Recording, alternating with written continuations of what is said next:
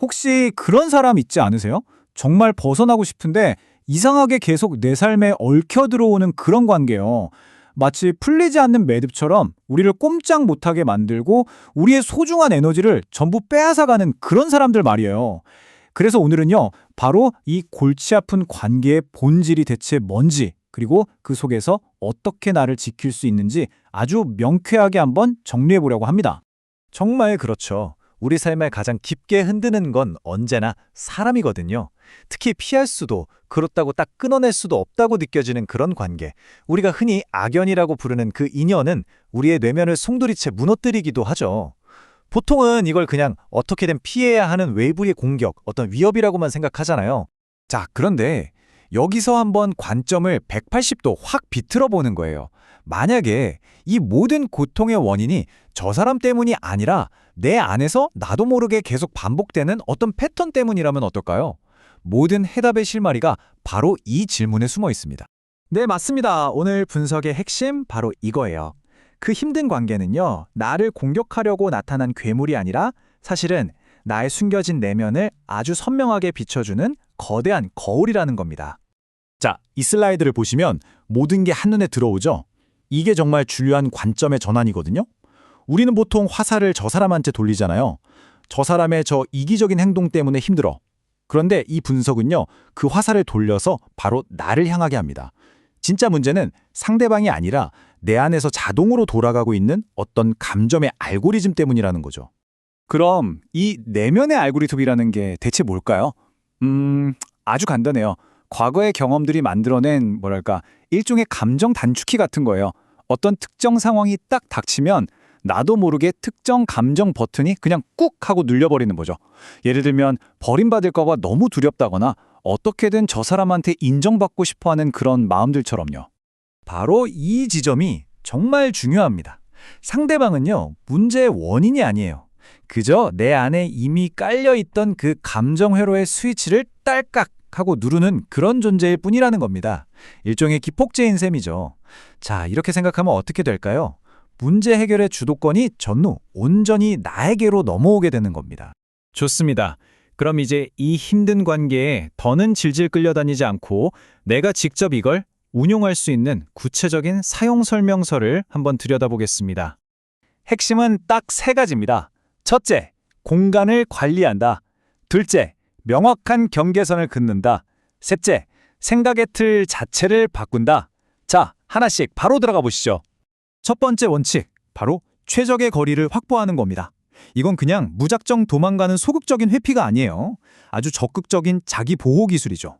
물리적으로는 만나는 횟수를 조절해서 내가 숨 쉴 틈을 만드는 거고요.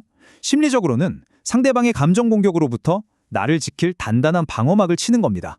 그리고 가장 중요한 거, 내 삶의 에너지가 더는 쭉쭉 빨리지 않도록 에너지의 거리를 지키는 것. 이 세 가지 거리만 딱 확보하는 순간 관계의 주도권이 나에게 오기 시작합니다.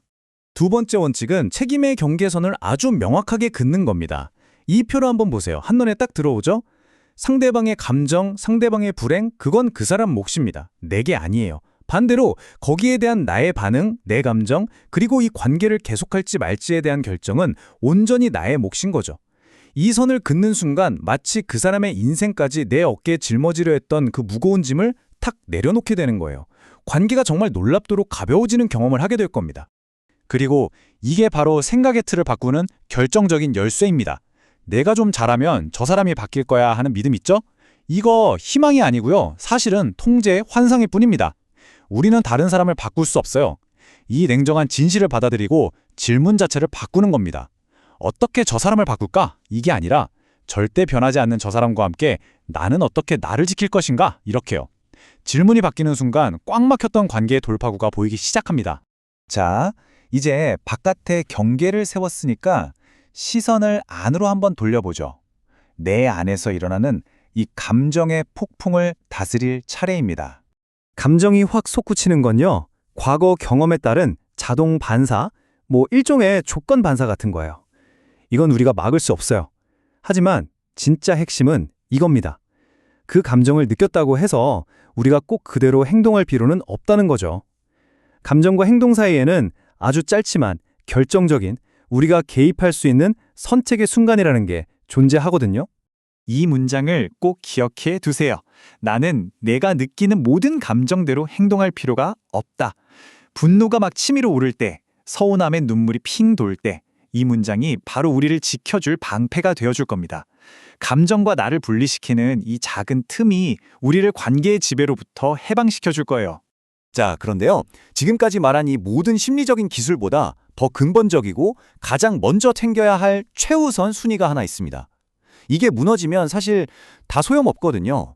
놀랍게도 그건 바로 나 자신을 돌보는 겁니다. 관계가 힘들수록 정말 역설적이게도 그 관계에서 잠시 눈을 돌려서 나의 수면, 나의 영양, 나의 호흡부터 먼저 챙겨야 한다는 거예요.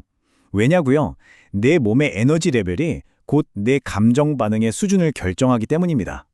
에너지가 바닥난 상태에서는 그 누구도 너그러워질 수가 없잖아요. 가장 현실적이고 강력한 관계 전력은 아이러니하게도 나를 먼저 살피는 겁니다. 자, 이제 모든 조각이 다 맞춰졌습니다. 우리는 더 이상 관계에 질질 끌려다니는 희생자가 아니라 내 삶이라는 배의 방향키를 직접 꽉 쥐는 항해사가 될 준비를 마친 셈이죠. 이 힘든 관계는요, 단순한 불운이 아니에요. 어쩌면 삶이 우리에게 던지는 가장 중요한 시험일지도 모릅니다. 당신은 지금 어떤 의식 수준으로 당신의 삶을 운영하고 있는가? 라고 묻는 아주 깊은 질문인 거죠. 결국 우리는 이 선택 앞에 서게 됩니다. 예측 불가능한 인연의 파도에 그냥 속수무책으로 휩쓸리는 조난자로 남을 것인가? 아니면 그 거친 파도 위에서 내 삶의 항로를 직접 개척해 나가는 주체적인 항해사가 될 것인가? 선택은 여러분의 몫입니다. 이제부터 당신은 관계에 휘둘리는 게 아니라 당신의 관계를 직접 운용합니다.